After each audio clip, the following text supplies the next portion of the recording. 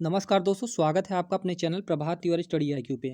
दोस्तों आज मैं आपके लिए बायोलॉजी का एक महत्वपूर्ण टॉपिक दोस्तों जिसका नाम है मानव रक्त यानी ब्लड का ये टॉपिक लाया हूं दोस्तों। इस वीडियो को देखने के बाद आपका मानव रक्त का पूरा टॉपिक तैयार हो जाएगा। मैंने दोस्तों इस वीडियो में आपके लिए 40 क्वेश्चन लाए हैं और सारे क्वेश्चन वही लिए हैं दोस्तों जो प्रीवियस ईयर परीक्षाओं में पूछे गए हैं।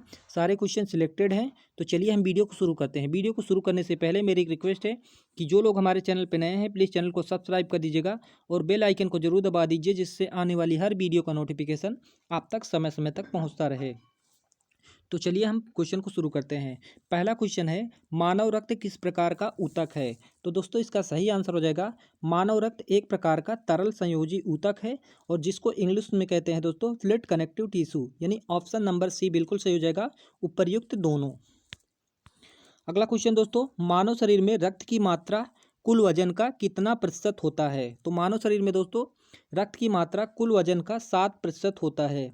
दोस्तों 7% कैसे होता है? जैसे आपका वजन 100 किलोग्राम है तो दोस्तों आपके शरीर में जो रक्त की मात्रा होगी वो 7 किलो होगी। अगर आप 100 केजी के हैं तो आपकी जो शरीर में रक्त की मात्रा हो जाएगी वो 7 लीटर हो जाएगी। इसको आप ध्यान रखिएगा। चलते हैं दोस्तों अगला क्वेश्चन, क्वेश्चन नंबर 3, मनुष्य के रक्त का पीएच मान कितना होता है? तो मनुष्य के रक्त का पीएच मान कितना होता है दोस्तों यहाँ पे पूछा गया है। तो मानव का रक्त का जो पीएच मान होता है वो 7.4 हो जाता है।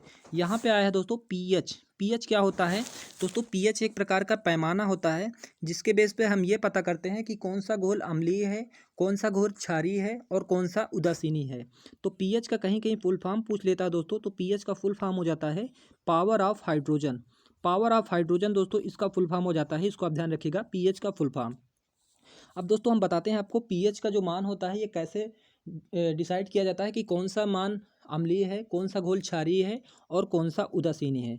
दोस्तों जिस किसी घोल का मान 7 आए, जिस किसी घोल का मान 7 आए तो वो हमारा उदासीन हो जाता है, ना तो वो अम्लीय रहता है और ना ही क्षारीय रहता है। और जिस भी घोल का मान 7 से अधिक आए, 7 से अधिक आने पर दोस्तों वह घोल हमारा क्षारीय हो जाता है। और दोस्तों देखिएगा यहाँ पे जो मानव का रक्त है दोस्तों यहाँ पे 7.4 है, जिस कारण मानव का रक्त क्षारीय हो जाता है। अगर किसी भी घोल का मान दोस्तों 7 से कम आ जाता है, 7 से कम आता है तो वह अम्लीय हो जाता है दोस्तों। अम्लीय मतलब दोस्तों खट्टा हल्का लगता है। जैसे दोस्तों हमारा नींबू का जो पीएच मान होता है वो 2.5 होता है जो कि 7 से कम है, इसलिए दोस्तों वह अम्लीय होता है। और दोस्तों यहाँ पे उदासीन, उदासीन का मैं बता देता हूँ उदासीन कौन सा होता है। जैसे दोस्तों जल होता है दोस्तों, ये हमारा दोस्तों उदासीन होता है। जल का मान दोस्तों पीएच मान 7 होता है क्योंकि दोस्तों इसमें कोई भी स्वाद नहीं होता है।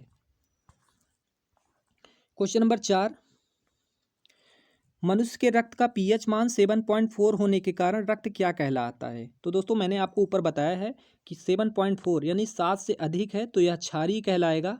और यहाँ पे क्षारीय किस ऑप्शन में आपको दिख रहा है? तो क्षारीय आपको ऑप्शन नंबर सी में दिख रहा है। ऑप्शन नंबर सी बिल्कुल सही हो जाएगा। क्वेश्चन नंबर 5, मानव शरीर में औसतन कितने लीटर रक्त होता है? तो एक स्वस्थ मनुष्य के अंदर 5 से 6 लीटर रक्त पाया जाता है। इसको आप ध्यान रखिएगा। क्वेश्चन नंबर अगला है दोस्तों, पुरुषों की तुलना में महिलाओं में रक्त कितना होता है? तो दोस्तों पुरुषों की तुलना में महिलाओं में रक्त दोस्तों आधा लीटर कम होता है, आधा लीटर कम होता है। ऑप्शन नंबर बी बिल्कुल सही हो जाएगा।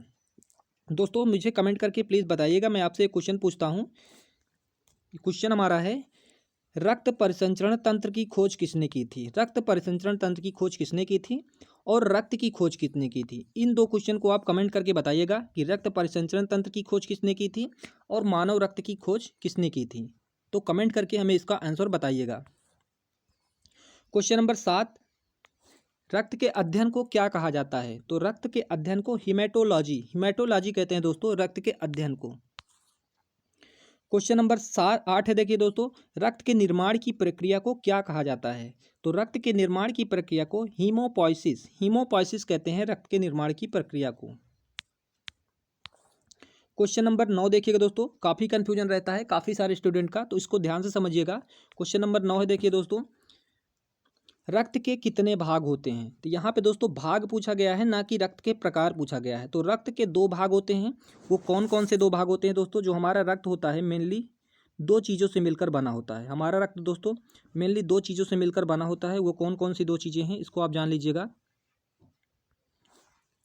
एक हमारा हो जाता है दोस्तों प्लाज्मा, प्लाज्मा और दोस्तों हमारा दूसरा हो जाता है रक्त कणिकाएँ।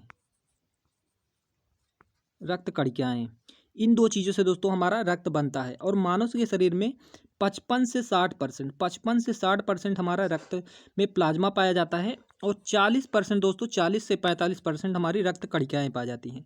और इन रक्त कणिकाओं को दोस्तों 3 चीज़ों से मिलकर बनती हैं। एक हमारी आरबीसी हो जाती है, और एक हो जाती है डब्ल्यूबीसी, और दोस्तों एक हो जाती है हमारी प्लेटलेट्स। इन 3 चीज़ों से मिलकर दोस्तों हमारे रक्त कणिकाओं का निर्माण होता है। और रक्त कणिकाओं में 99% दोस्तों आरबीसी पाया जाता है। काफ़ी बार ये क्वेश्चन पूछा है कि रक्त कणिकाओं में आरबीसी की जो परसेंटेज होती है वो कितनी होती है, तो 99% दोस्तों आरबीसी होता है। अब यहाँ पे दोस्तों आया है आरबीसी। आरबीसी का फुल फॉर्म होता है दोस्तों रेड ब्लड सेल, और डब्ल्यूबीसी का फुल फॉर्म होता है दोस्तों वाइट ब्लड सेल, और थर्ड हमारा प्लेटलेट्स। अब दोस्तों आरबीसी का अगर आपसे वैज्ञानिक नाम पूछे तो आरबीसी का आप वैज्ञानिक नाम बता देना एरिथ्रोसाइट। आपको बता देता हूँ आरबीसी का वैज्ञानिक नाम क्या होता है। आरबीसी का वैज्ञानिक नाम दोस्तों होता है एरिथ्रोसाइट। इसको आप ध्यान रखिएगा, एरिथ्रोसाइट। अगर आपसे पूछे आरबीसी का वैज्ञानिक नाम क्या होता है तो एरिथ्रोसाइट। अगर आपसे पूछे डब्ल्यूबीसी का रासायनिक नाम क्या होता है तो डब्ल्यूबीसी का रासायनिक नाम होता है दोस्तों ल्यूकोसाइट। ल्यूकोसाइट कहते हैं दोस्तों डब्ल्यूबीसी को। और एक हमारा दोस्तों जो बच जाता है प्लेटलेट्स को हम कहते हैं थ्रोम्बोसाइट। थ्रोम्बोसाइट कहते हैं दोस्तों प्लेटलेट्स को। इसको आप ध्यान रखिएगा, काफ़ी बार परीक्षाओं में पूछा जाता है इन सब का वैज्ञानिक नाम, तो इसको आप ध्यान रखिएगा। अब दोस्तों यहाँ पर कई लोग सोच रहे होंगे रक्त के 4 प्रकार होते हैं। दोस्तों रक्त के 4 प्रकार नहीं होते हैं, माफ़ कीजिएगा दोस्तों, रक्त के 4 प्रकार होते हैं। रक्त के 2 भाग होते हैं और 4 प्रकार होते हैं। तो रक्त के 4 प्रकार कौन कौन से हैं? ए होता है हमारा, बी होता है, ए बी होता है, और ओ होता है। दोस्तों ये हो जाएंगे रक्त के 4 प्रकार, ना कि रक्त के ये भाग। ये रक्त के 4 प्रकार हैं। और रक्त के अगर भाग पूछे तो रक्त के 2 भाग होते हैं, और रक्त के प्रकार अगर पूछे तो रक्त के 4 प्रकार हैं। मैंने आपको बताया है अभी, ए बी और ए बी और ओ, ये दोस्तों रक्त के 4 प्रकार हैं। चलते हैं दोस्तों अगले क्वेश्चन पे। क्वेश्चन नंबर 10, प्लाज्मा से फाइब्रोनोजिन को निकाला जाता है तो शेष प्लाज्मा क्या कहलाता है? तो दोस्तों शेष प्लाज्मा हो जाता है हमारा सीरम कहलाता है। दोस्तों फाइब्रोनोजिन यहाँ आया है। फाइब्रोनोजिन क्या होता है दोस्तों? ये एक प्रकार का प्रोटीन होता है जो प्लाज्मा में पाया जाता है। और दोस्तों प्लाज्मा में जो प्रोटीन की मात्रा होती है 9% होती है दोस्तों, प्रोटीन की मात्रा। काफ़ी बार क्वेश्चन पूछा गया है कि प्लाज्मा में प्रोटीन की मात्रा कितनी होती है, तो प्लाज्मा में प्रोटीन की मात्रा 9% होती है। अगला क्वेश्चन दोस्तों है,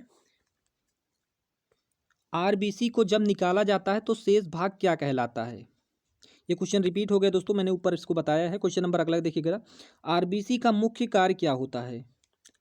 तो आरबीसी का मुख्य कार्य होता है दोस्तों ऑक्सीजन का परिवहन करना। मैंने आपको बताया था आरबीसी का मुख्य कार्य होता है ऑक्सीजन का परिवहन करना। और दोस्तों जो हमारा रक्त का लाल रंग होता है वो किस कारण होता है? रक्त का जो लाल रंग होता है, काफ़ी पूछा गया क्वेश्चन कि रक्त का लाल रंग किस कारण होता है, तो रक्त का लाल रंग हमारा होता है हीमोग्लोबिन। हीमोग्लोबिन नामक एक प्रोटीन होता है जिसके कारण रक्त का लाल रंग लाल होता है। और इसका सही आंसर हो जाएगा दोस्तों, आरबीसी का मुख्य कार्य क्या होता है? ऑक्सीजन का परिवहन करना। क्वेश्चन नंबर 13, मानव शरीर में आरबीसी का निर्माण कहाँ पे होता है? तो मानव शरीर में आरबीसी का निर्माण जो होता है वो अस्थि मज्जा यानी बोन मैरो, इसको इंग्लिश में कहते हैं दोस्तों बोन मैरो कहते हैं दोस्तों अस्थि मज्जा को। क्वेश्चन नंबर 14, आरबीसी का वैज्ञानिक नाम क्या होता है? मैंने आपको बताया था आरबीसी का वैज्ञानिक नाम क्या होता है। आरबीसी का वैज्ञानिक नाम मैंने आपको बताया था एरिथ्रोसाइट। तो एरिथ्रोसाइट आपको कौन से ऑप्शन में दिख रहा है? तो ऑप्शन नंबर ए बिल्कुल सही हो जाएगा, एरिथ्रोसाइट। ल्यूकोसाइट दोस्तों ये होता है डब्ल्यूबीसी का, और थ्रोम्बोसाइट होता है दोस्तों ये प्लेटलेट्स का वैज्ञानिक नाम हो गया। दोस्तों तीनों वैज्ञानिक नाम यहाँ पे सीक्वेंस में दिया है। ये है आरबीसी का, और ये है डब्ल्यूबीसी का, और थर्ड हमारा हो जाएगा दोस्तों प्लेटलेट्स का। ये इन तीन चीज़ों का दोस्तों रासायनिक नाम आपको दिया है।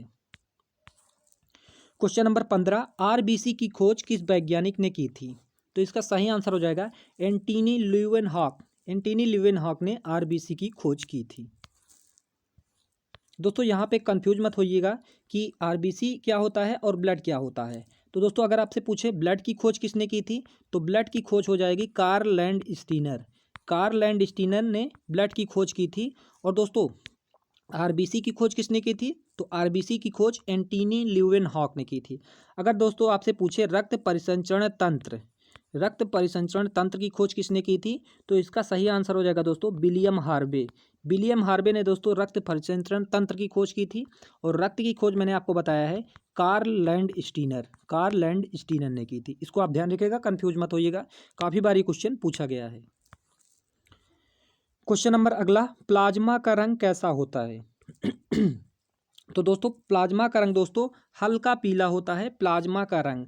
और दोस्तों ये प्लाज्मा का रंग जो हल्का पीला होता है, ये किस कारण होता है? ये दोस्तों बिलुब्रीन दोस्तों एक प्रोटीन होता है जिसके कारण प्लाज्मा का रंग पीला होता है। ऊपर मैंने दोस्तों आपको बताया था कि रक्त का लाल रंग किस कारण होता है। लाल रंग दोस्तों हीमोग्लोबिन प्रोटीन के कारण होता है।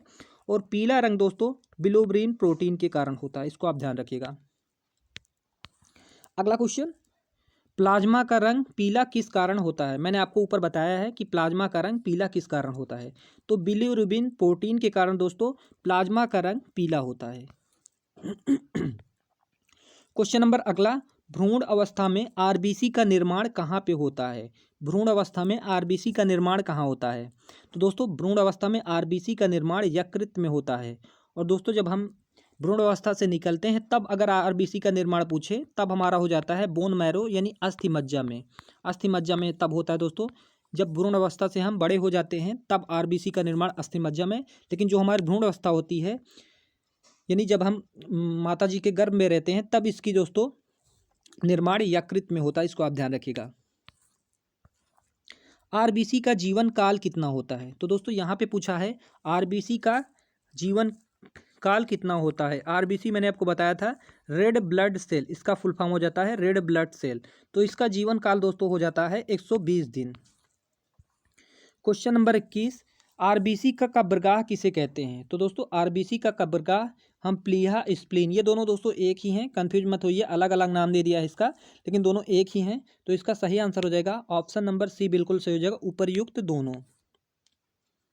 क्वेश्चन नंबर अगला ही देखिए दोस्तों, मानव शरीर में ब्लड बैंक ऑफ आरबीसी किसे कहते हैं? तो दोस्तों यहाँ पे दोस्तों स्प्लीन, प्लीहा, तिल्ली ये तीनों एक ही हैं। तो ऑप्शन नंबर डी बिल्कुल सही हो जाएगा, उपयुक्त सभी। मानव शरीर में ब्लड बैंक ऑफ आरबीसी उपयुक्त सभी को कहते हैं। क्वेश्चन नंबर 23, पहाड़ों पर जाने पर आरबीसी की संख्या पर क्या फर्क पड़ता है? तो पहाड़ों पर जाने पर आरबीसी की संख्या बढ़ जाती है। इसको आप ध्यान रखिएगा। सोते समय दोस्तों आरबीसी की संख्या पूछे तो सोते समय आरबीसी की संख्या कम हो जाती है। और पहाड़ों पे जाने पर आरबीसी की संख्या दोस्तों अधिक हो जाती है दोस्तों, अगर आप पहाड़ों पे जाते हैं। तो इसका सही आंसर हो जाएगा ऑप्शन नंबर ए।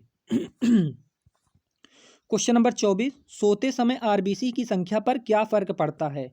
तो मैंने आपको बताया है कि सोते समय आरबीसी की संख्या दोस्तों कम हो जाती है। इसको आप ध्यान रखिएगा। तो ऑप्शन नंबर बी बिल्कुल सही हो जाएगा, सोते समय आरबीसी की संख्या कम हो जाती है। क्वेश्चन नंबर 25, कौन सा विटामिन रक्त का थक्का बनाने में मदद करता है? तो इसका सही आंसर हो जाएगा विटामिन के कारण दोस्तों रक्त का थक्का पाया जाता है। तो दोस्तों रक्त का थक्का जो दोस्तों, अब बताते हैं दोस्तों रक्त का थक्का क्या होता है। दोस्तों जब भी कभी हमें चोट लगती है तो दोस्तों हमारा खून निकलता है। और दोस्तों देखिएगा 2-4 मिनट में आपका खून बंद हो जाता है। वो किस कारण बंद होता है?